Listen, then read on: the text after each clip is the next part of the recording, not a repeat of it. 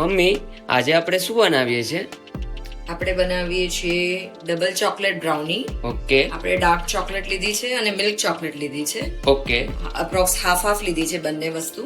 Perfect. પછી પાવડર્ડ sugar લીધી છે, okay cocoa powder, okay all purpose flour એટલે મેદો અને 2 કપ જેવું કર્ડ. પરફેક્ટ. તો આપણે સૌથી પહેલા શું કરશું? સૌથી પહેલા આપણે ચોકલેટ મેલ્ટ કરશું ડબલ બોઇલરમાં. એમાં ડાર્ક ચોકલેટ અને મિલ્ક ચોકલેટ બંને લીધી છે આપણે. થોડી ક્વોન્ટિટી આપણે વધારે બનાવવાના છે એટલે 300 ગ્રામ્સ જેવી ચોકલેટ લીધી છે અને ફાઇનલી કટ કરીને એને મેલ્ટ કરવા મૂકશું. પરફેક્ટ. અમે પાણી બોઇલ કરવા મૂક્યું છે. હવે પાણી બંધ કરીને આને આપણે ચોકલેટને આની ઉપર મૂકશું. આઈડિયલી આને નાના ટુકડા કરવાના હોય પણ આ એમ જ મેલ્ટ થઈ જશે. પરફેક્ટ. એક બાજુ આપણી ચોકલેટ મેલ્ટ થઈ રહી છે. હવે આપણે આ શુગર છે ને એમાં આપણે આ જેરેલું દહીં એડ કરી લઈશું. પરફેક્ટ. બધા પરફેક્ટ મેઝરમેન્ટ સાથે મેં લીધું છે એટલે એ હું પછી ઓલામાં ડિસ્ક્રિપ્શનમાં શેર કરી દઈશ. પરફેક્ટ.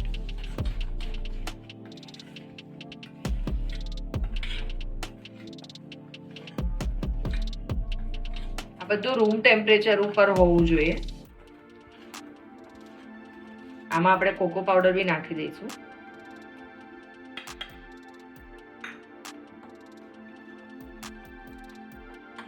પ્રોપરલી મિક્સ કરી દઈશું. આ મિક્સ કર્યા પછી આપણી જે મેલ્ટેડ ચોકલેટ છે એ આમાં આપણે મિક્સ કરશું.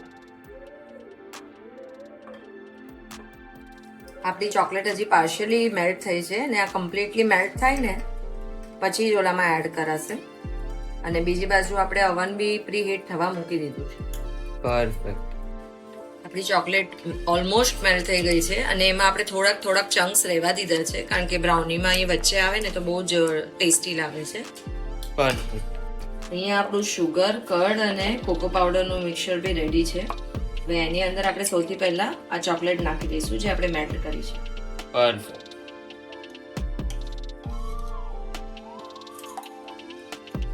અને એકદમ ક્વિક હલાવી લઈશું.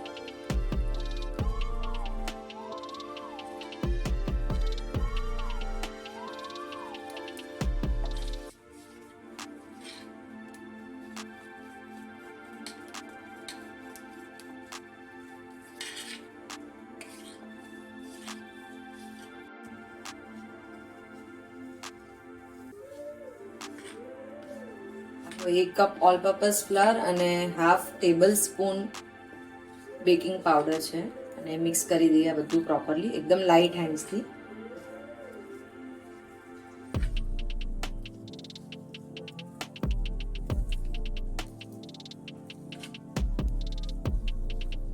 બ્રાઉની માટેનું બેટર રેડી છે. હવે આપણે એને પોર કરી લઈએ ટ્રેમાં.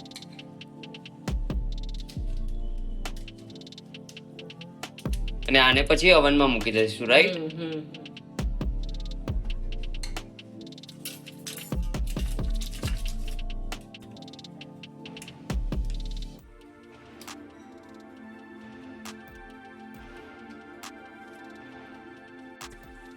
સો ગાઈઝ આપણું પરફેક્ટ બેટર રેડી છે અને હવે ઓવનમાં જઈ રહ્યું છે.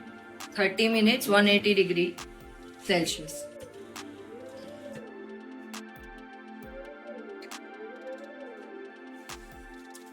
વાવ. Perfectly baked. We shall just check it.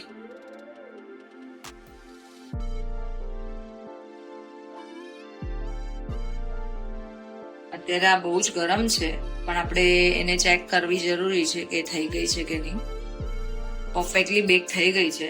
તો આપણે આ ટૂથપીક થી આમ ચેક કરીએ. હા, એટલે અંદરથી સ્લાઇટલી મોઇસ્ટ હોવી જોઈએ. પરફેક્ટ. અને હવે આને કમ્પ્લીટલી 4-5 કલાક માટે ઠંડી થવા દઈશું.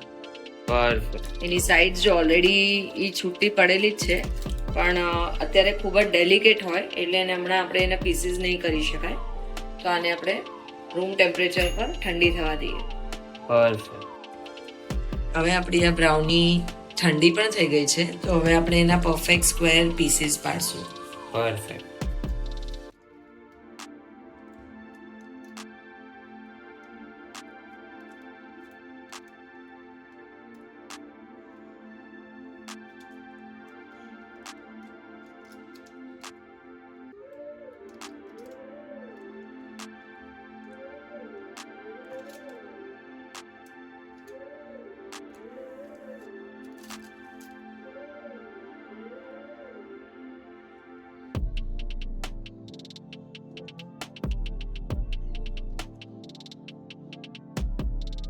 આપણી બ્રાઉની બહુ ઇઝીલી ઉખડી જાય છે આમાંથી.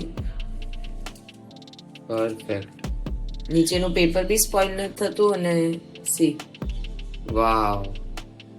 પરફેક્ટ બ્રાઉની રેડી છે. So guys, our perfect homemade brownie is ready. If you like the video, do subscribe the channel and we will see you very soon in the next video. Bye bye.